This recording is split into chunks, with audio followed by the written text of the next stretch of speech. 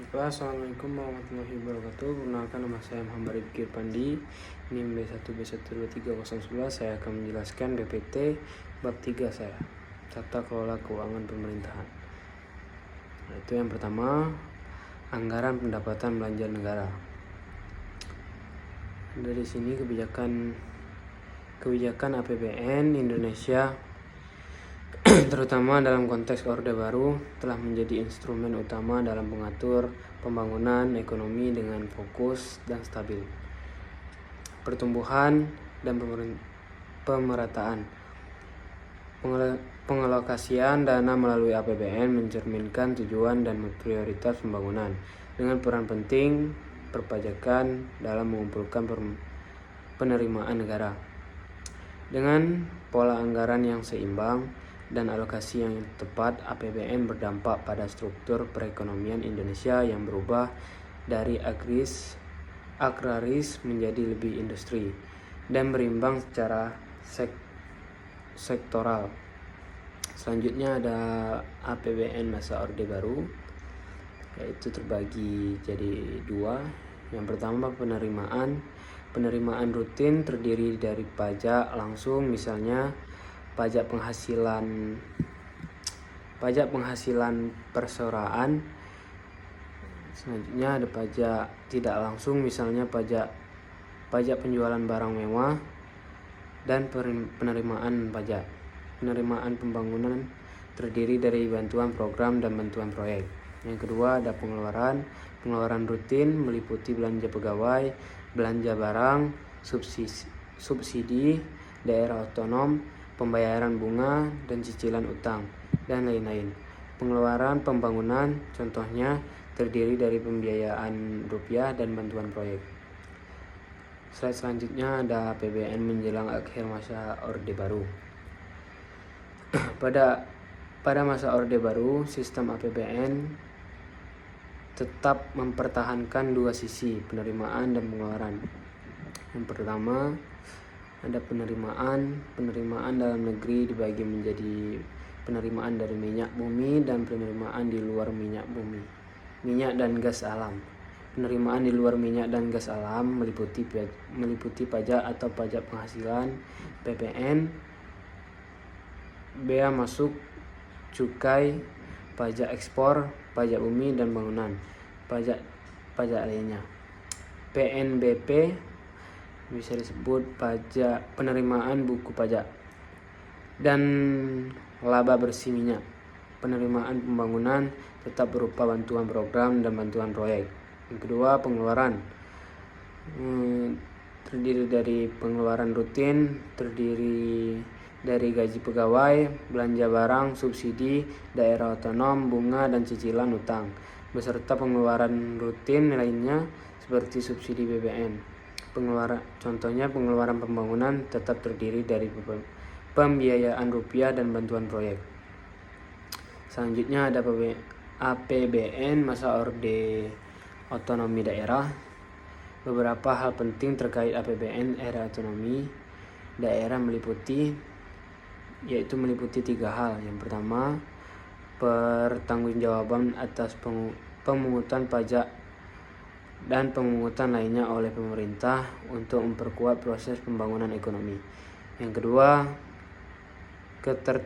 keterkaitan erat antara penggunaan dana dan penarikannya. Yang ketiga, yang terakhir adalah pola pengeluaran pemerintahan yang mempengaruhi pola penerimaan negara dan subsidi distribusi pendapat dalam perekonomian. Selanjutnya ada kebijakan anggaran belanja tidak lambang atau unbalanced budget, yaitu anggaran belanja tidak seimbang digunakan sebagai alat dari kebijakan kontraksial atau counter policy.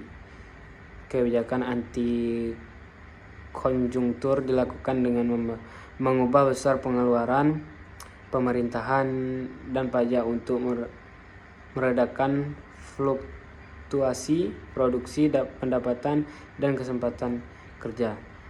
Pada deflasi anggaran devisi digunakan untuk meningkatkan pendapat nasional. Pada inflasi anggaran surplus digunakan dalam kondisi normal anggaran seimbang.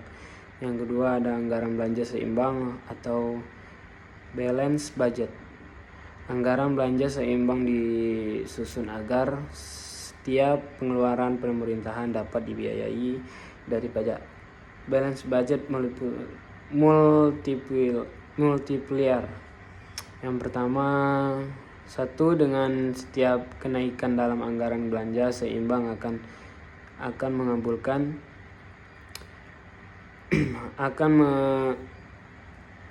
setiap kenaikan anggaran akan mengakibatkan perubahan pendapatan nasional sebesar satu kali perubahan dalam anggaran. Pajak proporsional mempengaruhi perubahan pendapat nasional sering dengan perubahan dalam pajak. Terakhir itu ada kebijakan APBN dan pengaruhnya terhadap struktur perekonomian Indonesia.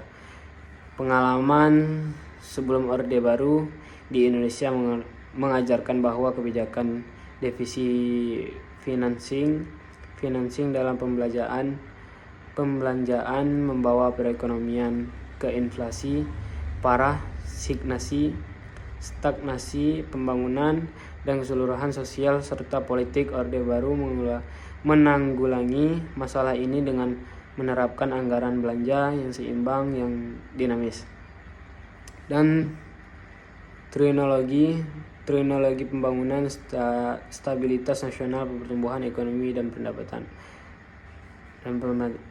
dan pemerataan. Stabilisasi nasional, pertumbuhan ekonomi, dan pemerataan adalah tujuan kunci pembangunan. Stabilitas mencakup politik, sosial, dan ekonomi untuk memungkinkan pembangunan ekonomi yang berkelanjutan. Pertumbuhan ekonomi yang tinggi harus seimbang dengan pemerataan pembangunan untuk mengurangi kesenjangan antar wilayah dan antar sektor. Kebijakan anggaran berperan dalam mengatur prioritas pembangunan untuk mencapai tujuan pembangunan ekonomi. APBN menjadi alat untuk mengalokasikan dan dana sesuai dengan prioritas pembangunan, mencerminkan landasan Pancasila, Undang-Undang Dasar 1945, dan kronologi pembangunan. APBN terdiri dari anggaran rutin dan pembangunan dengan tabungan pemerintahan yang mencakup surplus penerimaan rutin di atas pengeluaran rutin. Tabungan pemerintah dialokasikan untuk pembangunan bersama penerimaan pembangunan dari bantuan luar negeri, alokasi dan dari dalam negeri dan luar negeri melalui APBN untuk membiayai kegiatan pembangunan, mencerminkan kebijakan pembangunan. Mungkin itu sekian dari saya. Kalau kurang jelas saya minta maaf. Wassalamualaikum warahmatullahi wabarakatuh.